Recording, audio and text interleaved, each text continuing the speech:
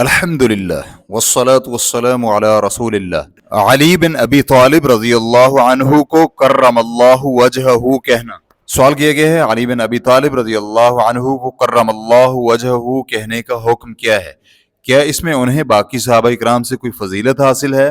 اور اگر ہم کرم اللہ وجوہ الصحابۃ اجمعین کہیں تو کیا اس میں کوئی حرج ہے؟ الجواب بعون اللہ سبحانہ وتعالی۔ علی بن ابی طالب رضی اللہ عنہ کے لیے کرم اللہ وجہہ کی تخصیص غالی قسم کے رافضی اور شیعہ حضرات کا کام ہے، اس لیے اہل سنت حضرات پر واجب ہے کہ وہ ان لوگوں کی مشابہت اختیار کرنے سے دور رہیں، اور باقی صحابہ اکرام جن میں ابو بکر، عمر اور عثمان رضی اللہ عنہم شامل ہیں، ان کو چھوڑ کر صرف علی رضی اللہ عنہ کے لیے اس دعا کی تخصیص مت کریں۔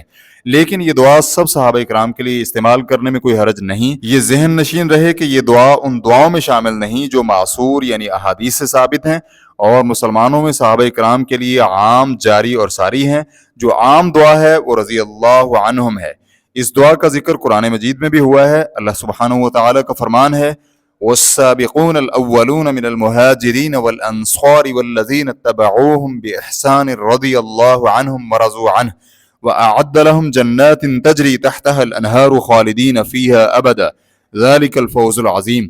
اور جو مہاجرین اور انصار سابق اور مقدم ہیں اور جتنے لوگ اخلاص کے ساتھ ان کے پیروکار ہیں، اللہ تعالیٰ ان سب سے راضی ہوا اور وہ سب اس سے راضی ہوئے، اور اللہ تعالیٰ نے ان کے لیے ایسے باغ تیار کر رکھے ہیں جن کے نیچے سے نہریں جاری ہوں گی، جن میں ہمیشہ ہمیشہ رہیں گے۔ یہ بڑی کامیابی ہے۔ سورۃ التوبہ آیت نمبر 100۔ ریفرنس کے لیے دیکھیے اللجنۃ الدائمۃ للبحوث العلمیۃ والافتاء، فتوی الشیخ عبدالعزیز بن عبداللہ آل شیخ، الشیخ عبداللہ بن غدیان، الشیخ صالح الفوزان، الشیخ بکر ابو زید، واللہ تعالی اعلم۔